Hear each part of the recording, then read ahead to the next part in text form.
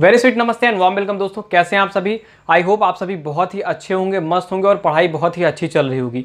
आज हम इस वीडियो में बात करने वाले हैं प्रोपोर्शनल इनकम टैक्स मल्टीप्लायर के बारे में। इससे पहले हमने लगभग सारे मल्टीप्लायर्स की बात कर ली, चाहे वो कीन्स का हो, कीन्स का इनकम मल्टीप्लायर हो या इन्वेस्टमेंट मल्टीप्लायर हो। हमने गवर्नमेंट एक्सपेंडिचर मल्टीप्लायर की बात कर ली, हमने ट्रांसफर पेमेंट मल्टीप्लायर की बात कर ली, हमने लम्प सम टैक्स मल्टीप्लायर की बात कर ली और अब हम बात करने वाले हैं प्रोपोर्शनल इनकम टैक्स के मल्टीप्लायर की। प्रोपोर्शनल इनकम टैक्स मल्टीप्लायर क्या होता है, लेकिन उससे पहले मुझे एक लाइन जो बोलनी है, जो मुझे याद आ गई कि अगर आप इस चैनल पे नए आए हैं तो इस चैनल को सब्सक्राइब कर बेल आइकन प्रेस कर दीजिए। इस पर इकोनॉमिक्स के आपको ऐसे ही लेक्चर्स मिलते रहेंगे मेरे द्वारा। मैं ऐसे ही लगभग इकोनॉमिक्स कवर करने की, पूरी इकोनॉमिक्स कवर करने की कोशिश कर रहा हूँ और हो सकता है जो कोशिश करने वालों की कभी हार नहीं होती ना, तो हो सकता है ये कोशिश पूरी भी हो जाए। अगर आपको ये वीडियो पसंद आ रहा हो तो इसको लाइक करिए, अपने दोस्तों के साथ ज़्यादा से ज़्यादा शेयर करिए और अगर कोई भी क्वेरीज हो, आपको कुछ पूछना हो, वो आप हमारे वीडियो के नीचे कमेंट सेक्शन में आप पूछ सकते हैं। वो बातें सीधे मुझ तक पहुंचेंगी, ठीक है। और मैं आपको एक एडिशनल चीज़ बता दूं कि अगर आपने अभी तक हमारा टेलीग्राम चैनल अनुराग एजुकेशनल एकेडमी के नाम से है, उसे ज्वाइन नहीं किया तो उसे ज्वाइन कर लीजिए। वहाँ पर मेरी हैंड रिटन नोट्स पड़ी है, बहुत सारी इकोनॉमिक सर्वेस के क्लिप्स पड़ी हैं, बहुत सारे मतलब मैं क्विज डालता हूँ, काफ़ी कुछ बेनिफिशियल होगा। आप उसे वहाँ से जाकर ज्वाइन करिए। टेलीग्राम का जो लिंक है वो मैं डिस्क्रिप्शन बॉक्स में भी दे दूंगा और यह चैनल के अबाउट सेक्शन में भी मिल जाएगा आपको। अनुराग एजुकेशनल एकेडमी जब सर्च करेंगे तो वहाँ आ जाएगा। तो चलिए स्टार्ट करते हैं प्रोपोर्शनल इनकम टैक्स। वैसे मुझे एक चीज़ तो विश्वास हो गया है कि मैं जो लाइक शेयर और सब्सक्राइब का लाइन ये बहुत अच्छे से बोल ले रहा हूँ, ठीक है। इकोनॉमिक्स तो मतलब पढ़ा ही ले रहा हूँ, वो तो आप लोग के सपोर्ट से दिख ही रहा है, ठीक है। वैसे करिए, अभी इतना भी सपोर्ट नहीं है, ठीक है, देखो कुछ नहीं रहा है, अभी आप सपोर्ट करिए, लगातार सपोर्ट करिए, ज़्यादा से ज़्यादा लोगों तक शेयर करा करिए इसे। प्रोपोर्शनल इनकम टैक्स की जब हम बात करते हैं, इससे पहले देखो कितने मल्टीप्लायर की हम बात कर चुके हैं और वही बात फिर से दोहराने वाले हैं। यानी बार बार मैं आपको प्रैक्टिस करा रहा हूँ, मेरा उद्देश्य खाली प्रैक्टिस कराना है, ठीक है, कि मेरे सीने में नहीं तो तेरे सीने में सही हो कहीं भी आग, लेकिन आग जलनी चाहिए, हो गई पीर पर्वत सी पिघलनी चाहिए। वो है यार, लाइन याद है ना। तो मतलब ये बार बार वो क्या, आप प्रैक्टिस करते रहिए उसको, ठीक है। कुछ लाइनें मतलब बोल दो तो इकोनॉमिक्स भी थोड़ी इंटरेस्टिंग लगने लगी। मुझे कभी कभी ऐसा लगता है कुछ लाइनें बोल दो तो इकोनॉमिक्स भी इंटरेस्टिंग हो जाएगी। वैसे इकोनॉमिक्स इंटरेस्टिंग है, खाली समझने की फेर है, ठीक है। खाली आपका दृष्टिकोण बदलिए कि कैसे जो है, पेरेटो कुछ और कह रहे थे। अब सोचो, जब रदरफोर्ड ने इन्होंने क्या था, इलेक्ट्रॉन की जब इन्होंने खोज की थी, कौन थे, टॉमसन ने की थी ना, और रदरफोर्ड प्रोटॉन की थी। तो इलेक्ट्रॉन प्रोटॉन की खोज में ज़्यादा डिफरेंस नहीं है। उन्होंने इस साइड से देखा तो इलेक्ट्रॉन पता लग गया, वो किरणें जा रही थी, ठीक है, पॉजिटिव डायरेक्शन में, और उन्होंने इधर साइड से देखा तो इलेक्ट्रॉन खोज हो गई। मतलब अगर दोनों, एक ही आदमी ने दोनों तरफ से देख लिया होता तो एक ही, हम लोग को ज़्यादा रटना नहीं पड़ता, ईंट पर नाचे नहीं करना पड़ता कि इलेक्ट्रॉन प्रोटॉन न्यूट्रॉन, इलेक्ट्रॉन को टॉमसन ने, प्रोटॉन को इन्होंने। तब सिंपल कहते हैं इलेक्ट्रॉन प्रोटॉन की खोज टॉमसन ने की थी। टॉमसन ने क्या किया, एक दृष्टिकोण से देखा, ऐसे ही वहाँ हुआ। पेरेटो ने क्या किया, पेरेटो ने एक फिगर बनाया, मतलब एक डायग्राम था, उसको एक तरफ से देखा। जब कैल्डोर आया उसको दूसरे तरफ से देखा, हिग्स आया उसको दूसरी तरफ से देखा, तो तीन तरह, इस तरह तो तीन क्राइटेरिया बन गए, तीन लोगों को हमें पढ़ना पड़ रहा है। कभी कभी ऐसा भी हो जाता है कि हम एक ही तरफ देखते हैं, तो इसलिए हमें जो है मल्टी डायमेंशनल वे में देखना होगा। इसलिए हमारे चैनल का जो मेन लाइन है ना, जो टैग लाइन जिसको कहते हैं, more study, more clarity, more confident and broad thinking dimension. यानी आपको जो थिंकिंग डायमेंशन है वो काफ़ी बड़ा होना चाहिए, ताकि आने वाली भविष्य की पीढ़ियों को ज़्यादा दिक्कत ना हो, वो एक ही आदमी का नाम पढ़ के कई सारे कॉन्सेप्ट उन्हीं के नाम पर पढ़ लें, ठीक है। देखो, प्रोपोर्शनल इनकम टैक्स समझो आप। प्रोपोर्शनल इनकम टैक्स वह इनकम टैक्स होता है जो आपके इनकम पर एक निश्चित प्रोपोर्शन में लगाया जाता है, ठीक, जिसको हम इनकम टैक्स कहते हैं। जैसे इनकम टैक्स नॉर्मली होता है, क्या होता है कि आपकी इनकम अगर 10,000 है, 20,000 है, तो आप क्या है, आप 20% का जो है एक टैक्स लगा दिया गया। तो ये जो 20% है ना, ये 20% फिक्स्ड अमाउंट है ना, 20% मतलब फिक्स्ड है कि इतने परसेंट ही लगेगा। फिर आपकी इनकम जो भी वेरी करती रही, आपकी इनकम अगर जैसे 2 लाख है तो उसका 20%, आपकी इनकम 4 लाख है तो उसका इतने %, या टैक्स स्लैब जैसे जो निर्धारित होते हैं उसमें क्या कहते हैं कि इतने से इतने इनकम को 25, इतने से इतने इनकम वाली, यानी 2 लाख से ऊपर की इनकम या 2.5 लाख से ऊपर वाले इनकम वालों को 20% टैक्स या 25% टैक्स, 5 लाख से ऊपर वालों को 35% टैक्स, इससे होता है ना। तो वो होता है प्रोपोर्शनल टैक्स, यानी जो फिक्स्ड अमाउंट में फिक्स्ड अमाउंट ऑफ प्रोपोर्शन होता है, ठीक है। यानी इसको क्या कहते हैं, TY, ठीक है। यानी T, यानी ये क्या है, T यानी प्रोपोर्शन ऑफ इनकम टैक्स, और ये क्या है, आपकी इनकम। यानी इनकम को अगर हम 20% टैक्स किसी पर लग रहा है और आपकी इनकम कितनी है, आपकी इनकम है 100 रुपये, तो आपका कितना, आपका 20 रुपये सिंपल क्या हुआ, आपने दे दिया टैक्स के रूप में। बात समझ में आई? ये आपकी इनकम हो गई और ये आपका प्रोपोर्शन टैक्स हो गया, ठीक, परसेंटेज ऑफ टैक्स कितना लग रहा है। तो अब समझो यहाँ पर क्या हमें क्या निकालना है, क्या हमें प्रोपोर्शनल इनकम टैक्स मल्टीप्लाई निकालना है।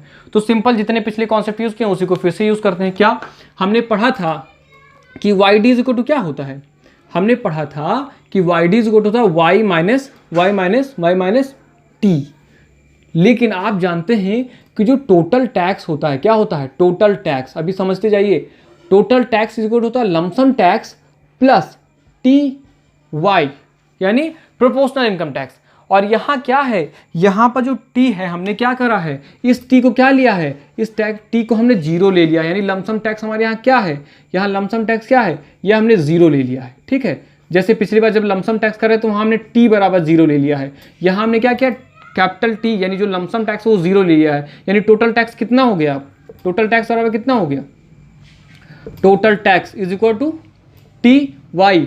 और आप जानते हो तो यहाँ पर टी की जगह क्या हो जाएगा, यहाँ हो जाएगा आपका टी वाई, ठीक है। या आप चाहते तो इसको कुछ ना करके माइनस टी करके minus T Y is equal to Y D is equal to Y minus T Y कर देते और इसको आप बाद में कांस्टेंट मान सकते थे, लेकिन हमने यहाँ जीरो मान लिया है ताकि आपको बीच में कैलकुलेशन में प्रॉब्लम ना हो, ठीक है। आप कांस्टेंट भी मान सकते हैं, ओके। तो अब चलिए स्टार्ट करते हैं, बस वही प्रोसेस सिंपल सा है। एक बार ये निकाल लिए उसके बाद सारा काम हो गया। हम जानते हैं कि ए डी बराबर क्या होता है, ए डी बराबर वाई होता है और वाई बराबर होता है सी प्लस आई प्लस जी। क्यों? क्योंकि हम 3 सेक्टर मॉडल की बात कर रहे हैं ना। 3 सेक्टर मॉडल में क्या होता है, जो कंज्यूमर होते हैं यानी हाउस होल्ड्स होते हैं, फर्म्स होती हैं और कौन होती हैं, एक गवर्नमेंट होती है, सरकार होती है, ठीक, जो चीज़ों को सरकाती है। y इज इक्वल टू सी बराबर क्या होता है, देखो एक इक्वेशन कितना काम आता है, समझो किन्स का कितना काम, मतलब हम लोगों ने जब पढ़ा था किन्सियन क्रॉस उसके बाद से ये इक्वेशन, मतलब हमने अभी तक उसके वीडियो किसी भी वीडियो में इसको मिस नहीं किया, लगातार इसका जरूर यूज़ करते हैं, ठीक है। तो क्या है, सी बराबर क्या होता है, a plus B Y d plus i plus g. और i यहाँ क्या है, i को हमने कांस्टेंट मान लिया, g को हमने कांस्टेंट मान लिया। y is equal to a plus B, Y D की वैल्यू क्या है, अभी तो हमने इतने सारे बहस करके, ये देखो यहाँ से यहाँ बहस करके निकाला है, क्या है y माइनस टी वाई, ठीक, plus i bar plus g bar. y is equal to क्या हो जाएगा, a plus B y minus b t y plus i bar plus g bar. मैं बोलते चल रहा हूँ ताकि अगर आपको हो सकता है, मुझे लगता है कभी कभी दिखाई ना दे रहा होगा स्क्रीन पे, तो मैं बोल रहा हूँ तो उससे भी काफ़ी समझ में आ जाएगा। y बी वाई और बी टी वाई, पहले हम करते थे केवल बी वाई को बी को लाते थे, लेकिन यहाँ y वाले टर्म्स को अंदर ले आएंगे, y minus b y plus B t Y is equal to a plus i bar plus g bar. अब देखो यहाँ पर अगर आप लमसम टैक्स को जीरो ना लेते, ठीक है, लमसम टैक्स को जीरो ना लेते, आप यहाँ इंक्लूड कर लेते, तो यहाँ क्या कर लेते, उसको कांस्टेंट मान लेते और कुछ नहीं था, आपको केवल कांस्टेंट ले लेना था। हमने सीधे जीरो ले लिया कि हाँ उसका ना रहेगा बांस ना बजेगी बांसुरी, ठीक है। तो जब यहाँ जीरो ही कर दिया तो टी की बात ही खत्म हो गई। चाहते तो हम टी लेकर चलते कि लो भैया फिक्स अमाउंट है, फिक्स अमाउंट है, फिक्स अमाउंट है, हमारा कॉन्सेप्ट क्लियर है, तो उसको लेने की क्या जरूरत है यहाँ पे, है आप लोग इतने समझदार। वाई कॉमन ले लेंगे, 1 minus B plus B T is equal to क्या हो जाएगा, ए plus i bar plus g बार।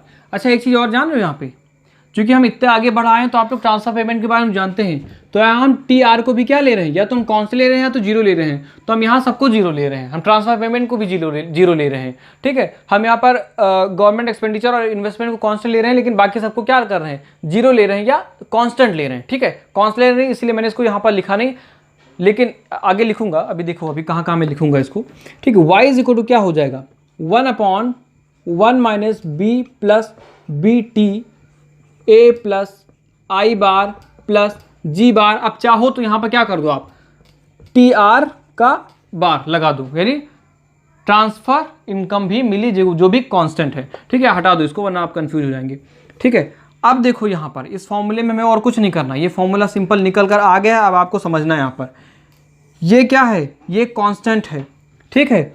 और यहाँ पे जो 1 अपॉन कहाँ लिख दें, ये हाँ देखो यहाँ जो 1 है यानी ये क्या हो जाएगा, प्रोपोर्शनल टैक्स ना, 1/1 minus B plus B T, या इसको क्या कह सकते हैं 1/1 माइनस बी को कॉमन ले लेंगे हम।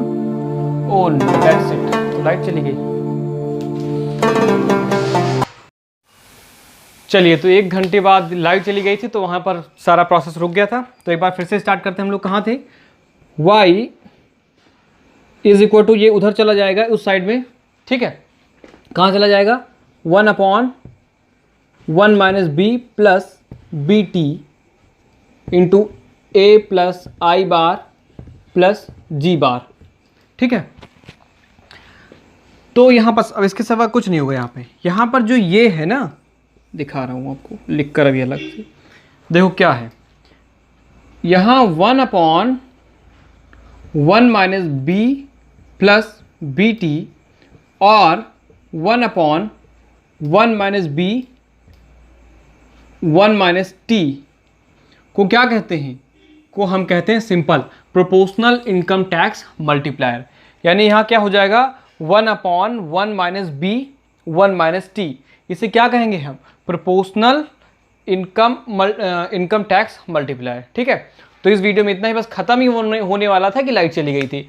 सो इस वीडियो में इतना ही। अब आगे हम बात करने वाले हैं अन्य मल्टीप्लायर की बात करेंगे। उससे पहले हम प्रोसेस ऑफ मल्टीप्लायर जान लेते हैं कि जो फॉरवर्ड प्रोसेस होता है और बैकवर्ड प्रोसेस होता है वो दोनों क्या होते हैं और किस तरह काम करते हैं। और एक क्वेश्चन का और आपको जवाब मिलेगा कि आखिर क्यों कोई गवर्नमेंट जो है वो बहुत जल्दी नया इन्वेस्टमेंट करने को नहीं सोचती है, या जो किए हुए इन्वेस्टमेंट को पीछे लेने में सक्षम नहीं होते या डरती है उससे। ऐसा क्यों होता है, ये हम आने वाले अगली वीडियो में देखेंगे। तब तक के लिए बाय बाय।